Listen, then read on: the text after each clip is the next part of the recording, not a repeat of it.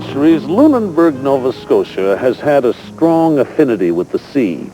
During the age of wooden ships and iron men, this community forged a reputation as a seafaring and shipbuilding town.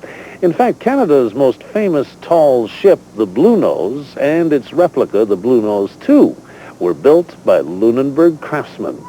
Well, some of those men are still around, still plying their trade, like the man we're about to meet. He's a third-generation marine blacksmith.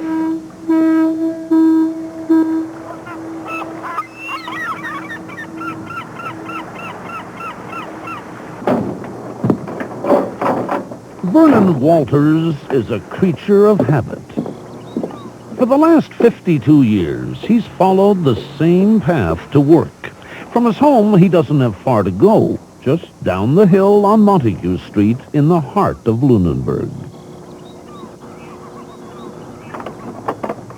This blacksmith shop has been in the family since Grandfather Walters built it in 1876.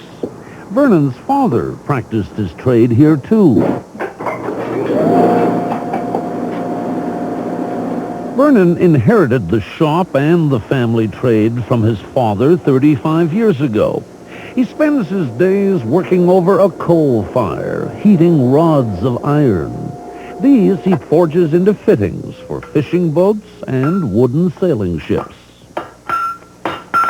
At 68, this man is one of the last marine blacksmiths in all of North America. What do you have to be a good blacksmith? Well, my grandfather was a blacksmith. My father was a son. He possibly felt the same as I did. He wanted to do what his father did. So when he became a certain age, he came into the shop under his father, just as I did. As I said, you grow up with it. You grow up with the business.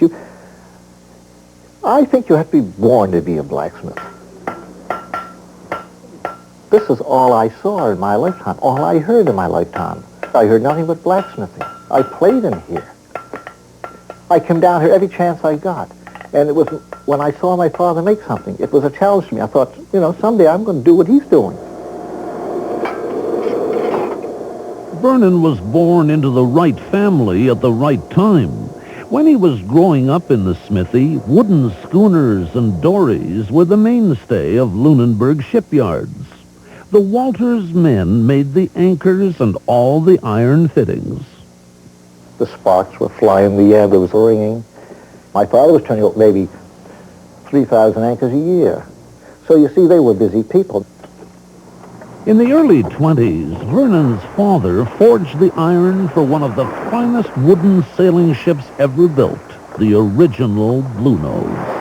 I was on it when it went out on charter cruises over the harbor. A beautiful vessel.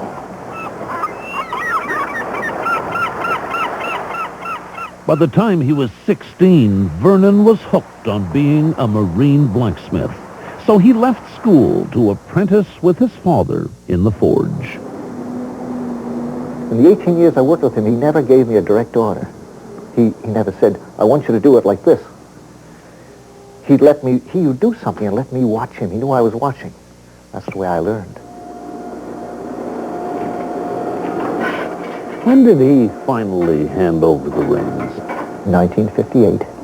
He passed away, and I didn't think I was ready. Oh, no, I was scared stiff. But I just stepped in behind his anvil over there and took over. For the next few years, Vernon was kept busy in the forge. The marine blacksmith business was thriving in Lunenburg, and then the inevitable happened. The age of wooden ships passed away. Now, when steel came in, the blacksmith had less to do. They didn't require as many fittings and so on. So I often thought, it's over, it's all over. But Vernon hadn't counted on the age of replica ships. The HMS Bounty came along. Then the HMS Rose came along. Then the Bluenose came along. This gave me a good boost. I did all the ironwork for the Blue Nose, All too. of it? All of it, yeah.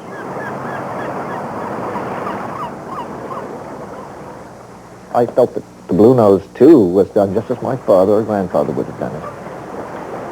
When you stand out looking at Blue Nose, too, sitting there in the water, and you know that all that blacksmithing is yours, how does that feel? Makes you feel real good. You put something there that stayed, because they've replaced the planks, the keel, they've rebuilt that vessel all around my ironwork. But they never replaced any ironwork. The ironwork holds the mast, holds the ship together. Depends on that ironwork, doesn't it? You say that the ironwork holds the ship together? Sure. Sure. So no wonder the feeling you must have looking at the Blue Nose. Well, my first love being schooner work, I always say to myself, would I ever get a chance to do another one? Blue Nose 3's coming. And I'm getting older. But I believe I would try it. I believe I would like to try it. If Vernon's wish comes true, he will no doubt leave his mark on Blue Nose 3. But in the meantime, there's another important matter on his mind. I would like to see somebody take over this shop and keep the angle ringing. Then I could leave it and say, I've placed it in good hands. It still is alive. But you know, until I find that person, I think this is where I'm going to finish my days. When that day comes and Vernon Walters hangs up his apron for the last time, it will mark the end of a grand old era. 3 generations of marine blacksmiths.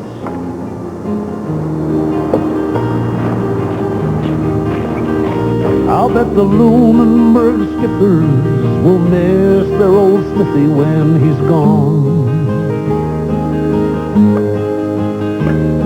The sound of his anvil beating time to an old sea dog's song.